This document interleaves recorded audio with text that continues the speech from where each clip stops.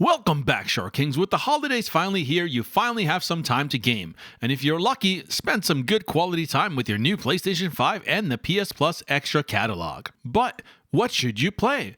Will I have enough time to beat it before my break is over? Well, you're in luck, my friend, because I think you can beat at least 2 games from this list the next week or 2. That's right, Short Kings, we're finally talking about short games. I've put together the perfect list of short games for you. Not only are these games all under 10 hours, some of them are as short as 2 hours. But every single one of them is at least an 84 on Metacritic. These are critically acclaimed games that just happen to have a short runtime. So if you're ready for some recommendations, let's jump right in and swing into this. I have to start with the most perfect short game to play right now. I was thinking of making a list of wintry games, but most games only have a snowy level and then just move on. So what is the most perfect Christmas game? That's right, it's Marvel's Spider-Man Miles Morales. This game literally takes place around Christmas week, and it's in New York City. How perfect is that? Snow, Christmas light, Christmas dinner, decorated storefronts, streets packed with shoppers, Times Square, what more can you ask for? All that's missing is the New Year's countdown and the ball drop. This is a game you will platinum, and that means a second run through of the game. If you've ever played a Spider-Man game, you know what to expect, but with a little added bonus powers that Miles Morales has. I won't explain them just in case you don't already know. If you haven't played a Spider-Man game before, you're in for a treat. The city steals the show. You can change the weather and the time of day on the fly, and loading times are almost non-existent. It's the perfect game, not because it has the best graphics on this entire list, but because it captures the spirit of the season. It has a really strong cinematic story about being there for your family, keeping in touch with old friends, protecting your community, and stepping up to be the hero you were meant to be when it matters the most. Peter Parker is on vacation and you're the only one to keep the city in check. It's got great side content if you don't want to stick to the main story, and it is a game that never leaves my system storage because swinging around in New York City in winter is just so much fun and looks absolutely gorgeous. So what are you waiting for? Download this immediately if you haven't played it already. It has a runtime of 8 hours or double that if you want to get the platinum. Again, I do have to warn you that for the platinum, they want you to beat the game a second time on New Game Plus. But the second time, you will fly through it, and it will feel much more like a movie as you skip the open world distractions. Miles Morales has a Metacritic score of 85. Let's not leave New York quite yet, but do something completely different. The holidays are for family and getting together with friends. So let's continue the theme of beating up New York City citizens.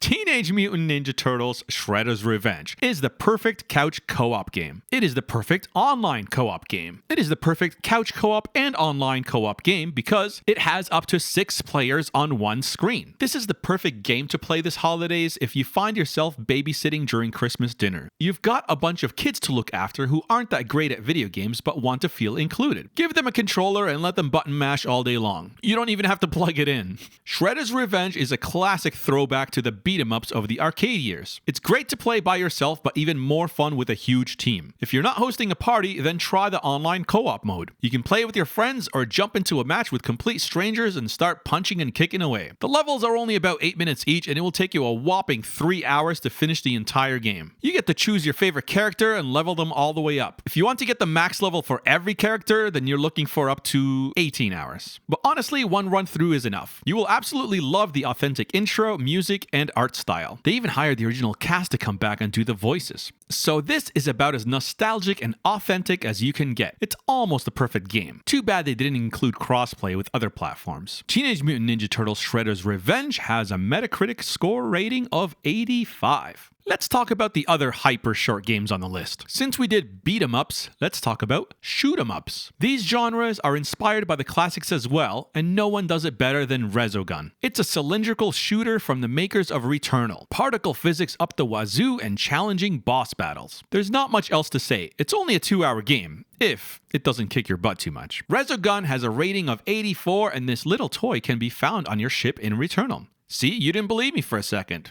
The next game with a really high rating that's an extreme throwback is Tetris Effect Connected. Don't worry, we'll get back to the fancy looking games that look current gen. Tetris has a ridiculous rating of 88. There's not much to say about Tetris except that it's really addictive. You can beat it in 3 hours. That is, if you can come even close to finishing the last level.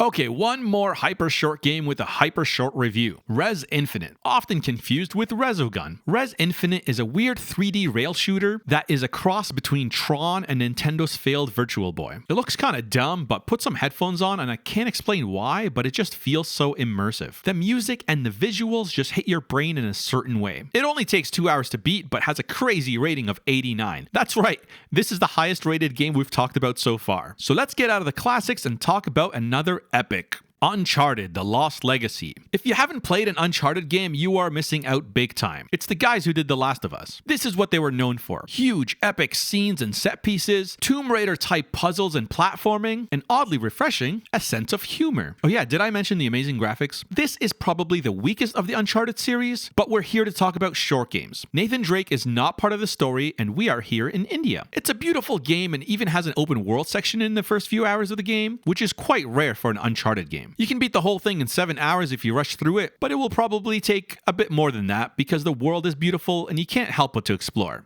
Lost Legacy has a rating of 84. Underrated gem alert. Okay, this one went under everyone's radar and it is one of my favorite games I discovered, The Forgotten City. This basically was a Skyrim mod at one point, but people loved it so much, he got a budget, hired some historians, and now it's a full-fledged ancient history time loop mystery experience. I can't say too much else about this game. It's kind of like Outer Wilds. The only thing I will spoil is that it's a time loop game and the only weapons you have are your knowledge. So you repeat the day Groundhog style and eventually uncover the mystery. Will it go much deeper than you thought? Yes.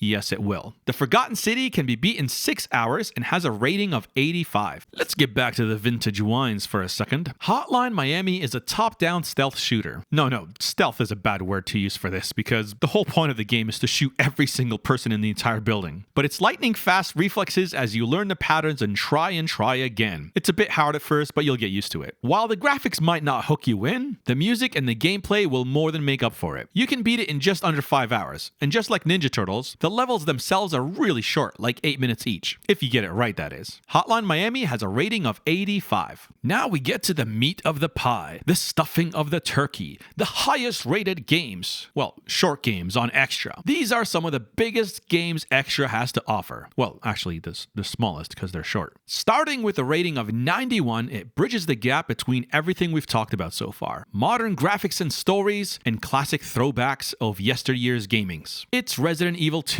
the remake. Now, I should have started with this, but it's not as jolly as Miles Morales, and you should have played this already in October, but now its time is up. It is leaving in less than a month. So if you haven't started it already, now's the time. Because what makes this game unique is the second playthrough. You see, there are 2 characters to pick from, and each have their own unique story. Their stories are interwoven, so you'll play some of the same levels, but each has its own unique twist. So this game, even though it only has a 9-hour runtime, which technically qualifies it as under 10 hours, you do have to play it twice to get the full experience. But don't worry, the second time you'll be a lot less cautious and way more brave, and you'll fly through it because you've already figured out the puzzles. It will still throw some new things your way, but it will take you a bit longer than 10 hours to beat, which sort of disqualifies it from this video, but if you don't care about the real ending, just beat it once and call it a day. Do you know what this is? If you said the worst graphics on this entire list, you're wrong. This is the best short game on PlayStation Plus Extra right now. That's right. Undertale has a whopping rating of 92. This silly little game doesn't look like much from the outside looking in, but trust me, it packs a punch that you will remember for a long time. I streamed this game and it was a blast. The only spoiler I'll say is that you can beat it without hitting anyone. It's gonna be hard, but it'll be worth it. Now, because of that, it does invite multiple playthroughs, so its runtime will get extended. One run will take 7 hours, and you'll think, that was a cute, memorable experience. With a rating of 92, we can prove that graphics are overrated.